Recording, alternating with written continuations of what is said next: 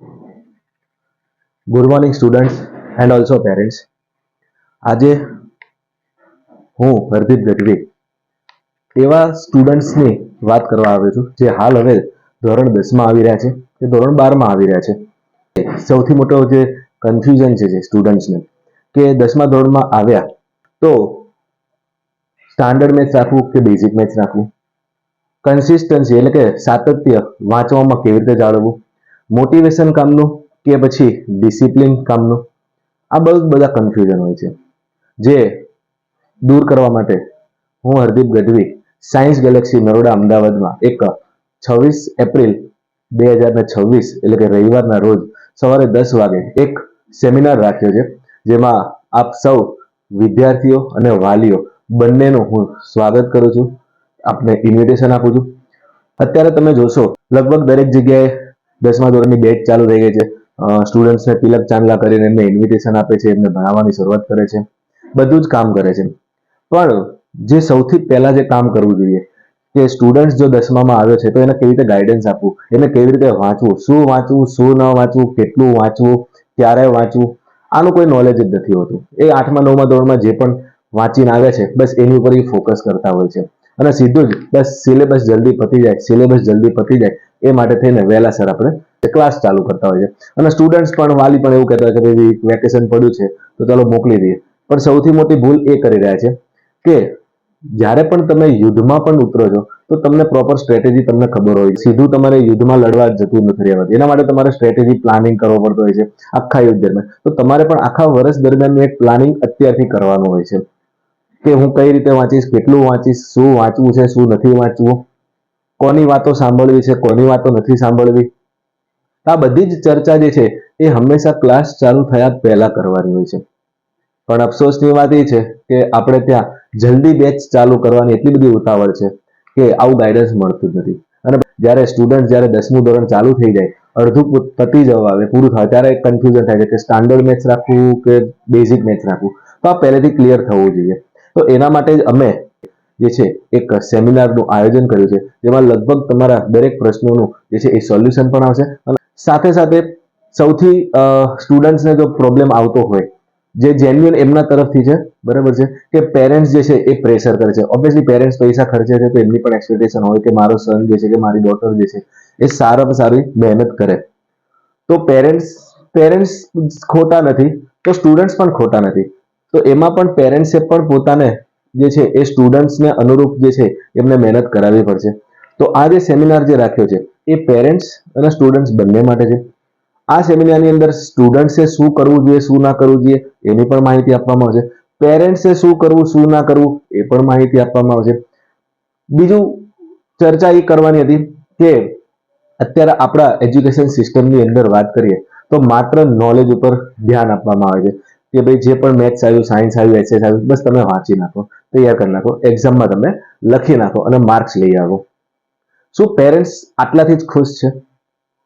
મારું એવું માનવું છે કે નોલેજ એના કરતા એજ્યુકેશન એટલે કે ભણતર એ જરૂરી છે. ભણતર ઇન ધ સેન્સ કઈ રીતે કે ભાઈ એને સામાજિક એનામાં સમજ આવે, પેરેન્ટ્સ સાથે કેવી રીતે વાત કરવી, ફ્રેન્ડ સાથે કેવી રીતે વાત કરવી, ફેમિલી સાથે કેવી રીતે વાત કરવી, કેવી રીતે પોતાના દિમાગને શાંત રાખવું, આ બધું પણ શીખવું જરૂરી છે.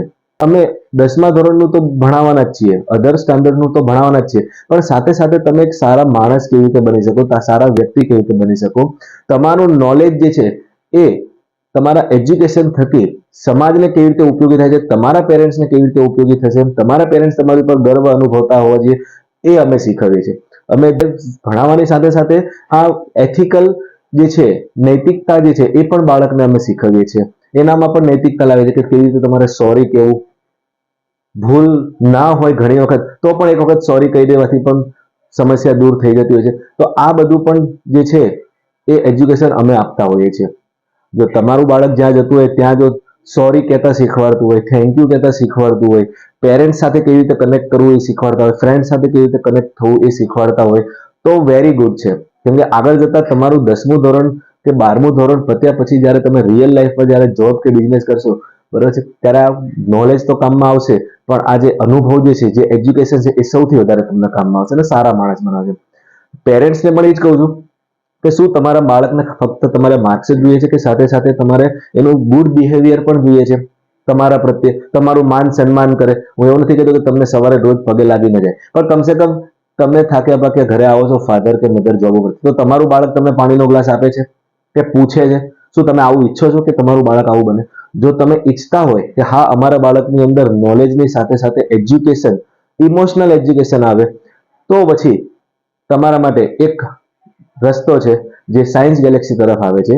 હું તો ત્યાં સુધી કહીશ કે તમારા બાળકને એજ્યુકેશન જે છે એ ઇથિકલ એજ્યુકેશન આપવામાં આવે છે, ઇમોશનલ એજ્યુકેશન આપવામાં આવે છે, પર્સન્ટેજની સાથે સાથે એ પેરેન્ટ્સનું પણ ધ્યાન રાખે, એ અમારો મેઇન ઉદ્દેશ્ય છે.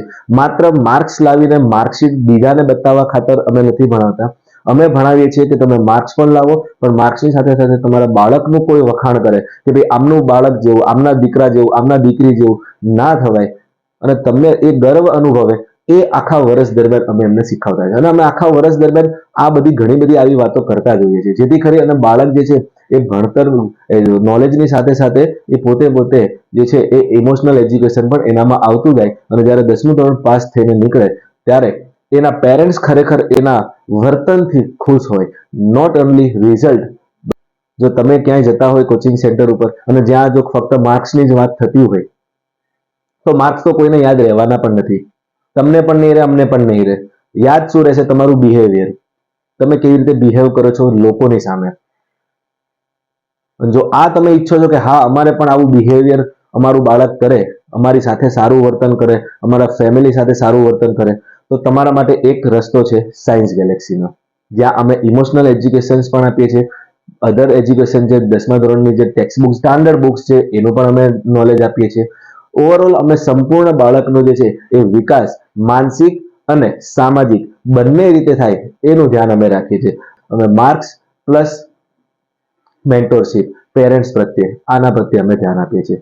તો જો તમારું પણ બાળક આવું બને, ઇમોશનલ બને, તમને પણ થેન્ક યુ કે તમને પણ સોરી કે તમારું માન રાખે, તમારું ઇજ્જત વધારે, તમારું માન સન્માન જે છે એ સમાજમાં આગળ વધારે, જો આવું ઈચ્છો છો તો અત્યારથી જ તમે એને જે છે એને એક ઘડતર આપો. કે આપણા ગુજરાતીમાં કહેવત છે કે પાકા ઘડે કાંઠા ના ચડે. ઠીક છે, તો 10મું ધોરણ પાસ થયા પછી તમે એની અંદર આ ઇમોશન્સ નહીં લાવી શકો જે અત્યારે આવશે. સો આપ સૌને એક જ વિનંતી છે કે એક વખત આ સેમિનારમાં આવો. 26 એપ્રિલ રવિવાર 2026ના રોજ સવારે 10 વાગે. એડ્રેસ જે છે એ નીચે જે છે એ આવી જાય છે. તમે એ સ્ક્રીનશોટ લઈ અને એડ્રેસ સેવ કરી લેજો. મારો મોબાઈલ નંબર પણ આપેલો છે, મને ફોન કરી અને તમે આવી શકો છો. ફોન નહીં કરશો તો બી ચાલશે. એના માટે સેમિનારમાં આવવા માટે એડમિશન લેવું જરૂરી નથી. સેમિનારમાં ગયા પછી પણ એડમિશન લેવું જરૂરી નથી. જો તમને એવું લાગે કે હા અમારે બાળકને અહીંયા મૂકવું છે તો તમે એડમિશન લઈ શકો છો એ વખતે. બાકી પેરેન્ટ્સ અને સ્ટુડન્ટ્સ બંને એ આવવાનું છે. સ્ટુડન્ટ્સને સ્ટુડન્ટ્સની જેમ સમજાવવાના છે, પેરેન્ટ્સને વાલીની જેમ અમારે માહિતી આપવાની છે, જેથી ખરી પેરેન્ટ્સ, ટીચર અને સ્ટુડન્ટ્સ ત્રણેય ભેગા થઈ અને એક સારામાં સારું રિઝલ્ટ તો લાવીએ, પણ સારામાં સારું એક ભવિષ્યનું, ભારતના ભવિષ્યનું ઘડતર કરીએ, એવી આશા સાથે જય હિન્દ, જય ભારત.